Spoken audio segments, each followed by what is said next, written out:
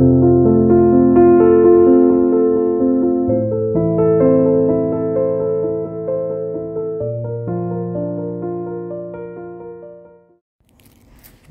so continuation tayo for the part 3 noong June 28. So yan nga, no? So the test results, medyo gulat kami with that on that day, no? Sunod-sunod yung mga laboratory test, PET scan, tapos yun nga, yung kuha ng sample. Daming ginawa sa akin during that time, phase na yun. Tapos mga laboratories, no? Tapos all of the results naman, meron din ako ginawa sa likuran, yung sa bone marrow. So they get sample ng bone marrow, extract a sample bone marrow, para siyang toothpick size na sample kinuha sa likuran ko. So, sa bone marrow part. And then they analyze and test that sample. Check nila kung may abnormalities dun sa bone marrow ko. Dun mo din pala makikita kung what type of cancer na yung tinatawag dun sa FLT3 mutations. Yun. Kapag may FLT3 ka mutations, dun makikita kung magkakaroon ka na ng tanig na 5 years.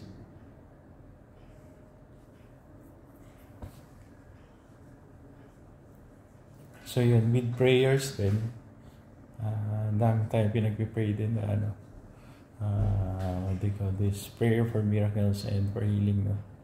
So we have Padre Pio, we have si God, siyempre, diba? Padre Pio, we have Saint Peregrine, we also have Saint Peña Francia of Naga. Tapos we also have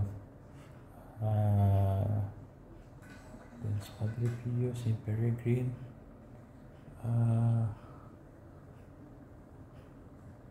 Saint Peregrine, I think that's on the below pa yata. And then we have Padre Pio from Batangas and from the Libis Chapel din. And then we also have friends, no? So Christian friends, Catholic friends, and other friends abroad na nagpe-pray for us, no? For a miracle and healing. So syempre si God, yan. So yung sa room namin na so we have a crucifix din of friends na nasa Italy or Rome, from different parts of the world din. So marami ring prayer warriors, no? So the result of that was FLT3 mutations is negative. So wala tayong tanning na tinatawag na siguro yung iba kasi nakikita na ganun. Meron sila mga terminal na like 3 years. 3 years or 5 years na. So sa atin naman, wala naman nun. So thank you God and thank you Heavenly Father sa ganun. At sa inyo yung mga prayers.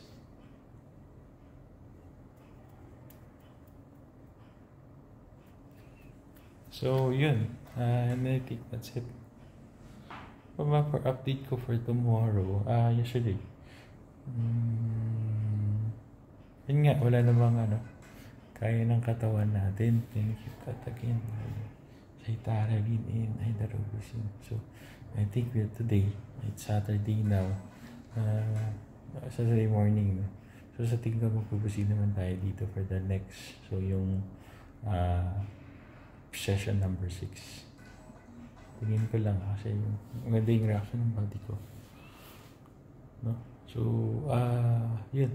Ma-share ko na lang din. So, for chemo, if you're having a chemo session today or could be in the future or wag naman sana in the future, pero kasi mga may lang din na may CA,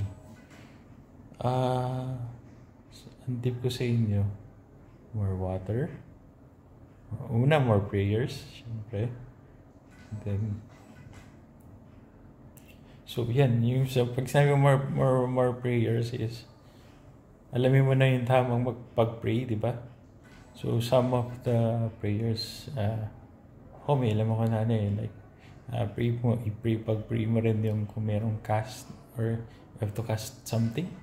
Make sure na clear yun. And then, after casting, and then you have to pray talaga.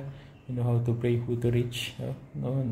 Kasi minsan, pagka usual prayer mo, or yung mga, ito yung usual routine of prayers, di ba? So, ako, I'll just do research din kung what type of prayers, what are necessary prayers. So who to talk to the saints, no? Saint Peregrine, Saint Padre Pio, Saint Peñaprancia, and then to God, know how to reach, and then si Jesus, know how to, ganyan. So, actually, nag-research talaga ako. Even I've used GPT-4. So, and then, compose some prayers, review, and recheck. So, after that, finalizing that prayer, and then, I try to pa-review rin, pina-check ko rin sa pastor, yung mga types of prayer for Christian pastors, and at the same time, si Father din, hindi to sa Cardinal Santos Capalawan. So, every morning, nandito si sister, nandito si Father din, no? Father from this hospital sa Cardinal Santos, no? So, yun. So, and no bad spirit talaga na makakalapit sa akin. Upakan ko yun. So that's one. So, more on the prayer. And then, after prayer is more, next is fluid intake, no? So, usually kasi, di ba, pag na-confine ka, meron kang set of meals na dinideliver sa'yo each time, every morning breaks, during tanghalian, dinner, yan. So, kami nilay, yung strategy namin, we have existing food, a neutropenic diet. So, again, it's an all-cooked food, no? So, meron kami nilay na tinatawag ng mga recovery foods, no? So, masipag naman din yung asawa ko to buy and order foods. So ano ba? Ano gusto mo today? Gusto mo ba ng may sabaw? Like, for example, may sabaw. Like, ano ba yun? Like, for example, hindi kami bumili ng North Park, sorry. Kaya namin na maalat for this recovery food. So, may mga type, mga beef brisket, may mga ganyan. Tapos, meron ding mga, like, for example, na pobo ko, tapos spicy nun, para pagpawisan ako. So, basta all-cooked food siya, mga soup. Tapos, meron din mga friends na nagbibigay ng mga food. Thank you din sa inyo. Masasarap yung pinapadala nyo. And then, meron din pala sa bahay. So, sa bahay naman, mga fresh cooked food na, like, for example, gulay, talbos. And then, ano ba yun? Yung mga broccoli, yung mga recovery foods talaga. Tapos yung carrots, broccoli, beef. Ano ba yung mga favorite food natin? Gulay, mga gulay na organic, or mga food na basta anything galing sa farm to table. Thank you rin kay Tito Ben for that. And then, so food, recovery food, in a hospital kasi, typically, they give you small amount, and some are, hindi naman siya nagtatampo or what. Kumbaga, para masasawa ka rin ba? Diba? So, sometimes, level by pizza. Para lang may iba yung panlasa. So, ganun. So, pagka during the chemo phase, iba yung tama sa akin. Iba yung effect. Ang dami kong, para ako nag-food trip. Kain ako ng kain. Ayan, buti masipag din sila to buy some stuff, mga pagkain na na barley is part din siya ng routine natin every morning. So barley, ano pa ba? Thank you rin sa mga friends natin, friends and former office mates. Nagsisend ng barley, ayun, for organic tea. So green tea is green tea, you should take green tea every day.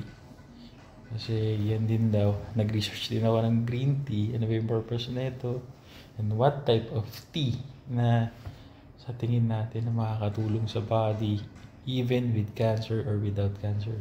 If you have cancer and then you take green tea or black tea or what you call this, the Earl Grey tea or other tea, no? So pwede mo rin siya i-combine, infuse mo siya green tea, black tea into one cup. Maganda raw yan. Pagpaparami or pang-boost ng immune. Yun. So for example, nag-chemo ka, and then, syempre, laglag yung katawan mo nun di ba? So, take ka ng green tea or black tea. So, ni-research ko na rin to. So, parang parang hack dun sa hack, no? Na para maparami maboost kagad yung immune system mo.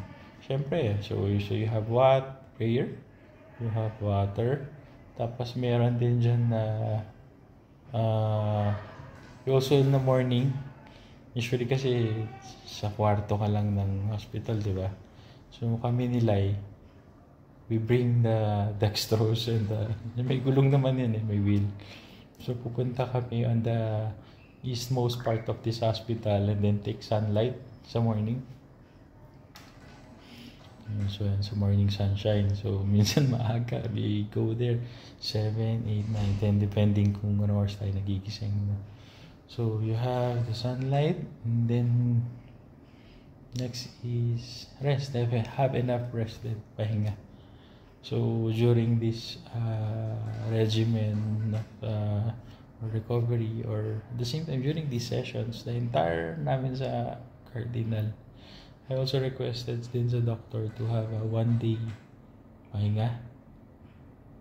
Mga ganun ba? Para yung body mo nagre-restore, nagre-recover siya ng maayos. Ayun. So, yan. Have water, Gatorade. Pwede rin yan during the chemo. Gatorade. Distilled water is the best. Ano pa ba? I think yun yung mabibigay ko sa inyo na tip. So, during that chemo sessions, huwag ka mag-worry, yan dyan si God. So yun. Bayaan nyo lang si God mag-engineer ng katawan nyo or mag-restore ng vitality ng health nyo. So, magtiwala kayo sa kay God, magtiwala rin kayo sa doctor, nagagaling din. It will just take time. So, each day, may mga new progress.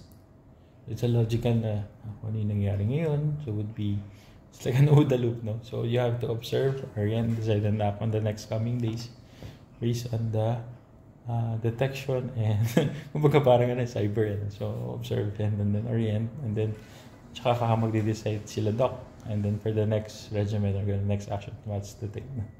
Then they adapt and then for the next procedures. So, ganun. Ano lang. Huwag kang mag-iisip. Marami sa YouTube na mga leukemia, diba? Na mga stories.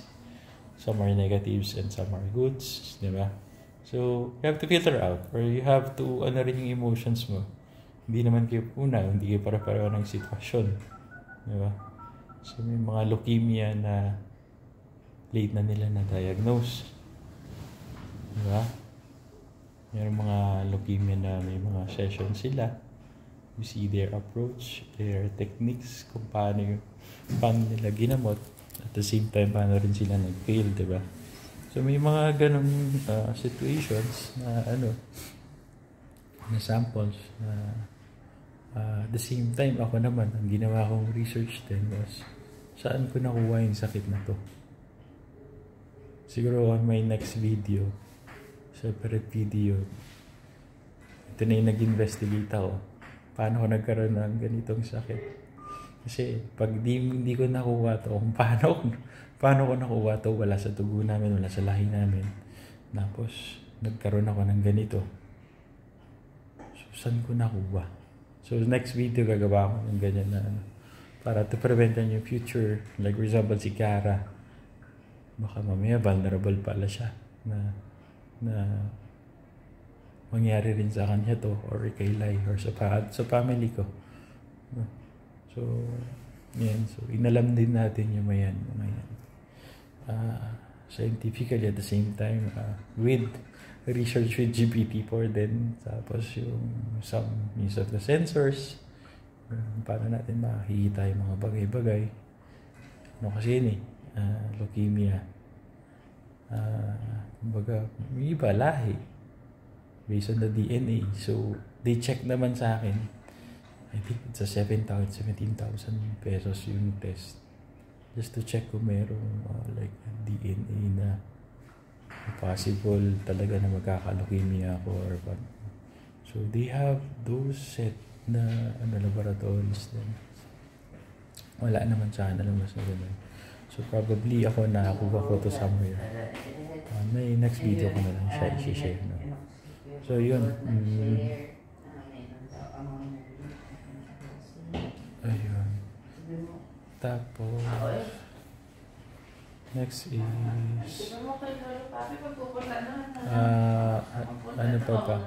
So yun, thanks din dun sa thanks to my family and lalo na yung kay Silay for the patience din talaga. No? So for the patience, at the same time yung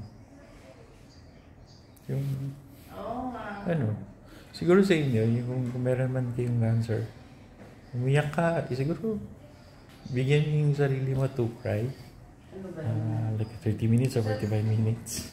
And after that, you have to face it and then be strong to take down the cancer. I mean, ayun, ganun lang. Huwag masyadong emo. More on, gawin mo instead na emo ka, mag-pray ka kay God. Yun, mag-pray, tapos with the prayers ka pala, diba, since nasa hospital ka, meron din mga aside from your prayer warriors or Friends International, so maraming from different countries, sa Rome, sa Italy, sa Australia, or sa other parts of the world na meron kang friends, no? So ito yung madasalin, so you try to tap in and then request for healing or gano'n. So ganun yung gawin nyo. Tapos kung meron din kayo like kasi Christian, also ako isa Christian ng Catholic naman ako. So I research din kung how to send healing prayers online. No? Ayun. And then ayun, yun lang din na yun lang muna, no? So thank you sa lahat din ng mga tumulong, yung mga nagpapadala ng food. And sarap yung food. So ubos naman namin yung live each day. And then for that food, yung nagpapadala rin ng mga monetary, no? So minsan nagugulat kami na sa darating na lang din sa Gcash nila si ganito pa, parang parang gantong-ganto lang magbigay pero laki talaga. So it's like a 5-digit na what do you call this, send money to us for our health din. Maraming salamat din sa inyo. Nakakatulong din yan kasi marami rin talaga kaming babayaran talaga dito sa hospital. Tapos ano ba? Yung mga nagdo-donate ng dugo. So from the blood bag or the red blood cell and wait lang, like And dun sa platelet na nag-donate. So basta, I'll give you feedback naman din. So yun, that's it. Update for June 28. Okay? So okay ba tayo? Hydroxyzine and cytarabine, all good? Yan. Thank you. That's it for the day 22 here in the hospital. Salamat.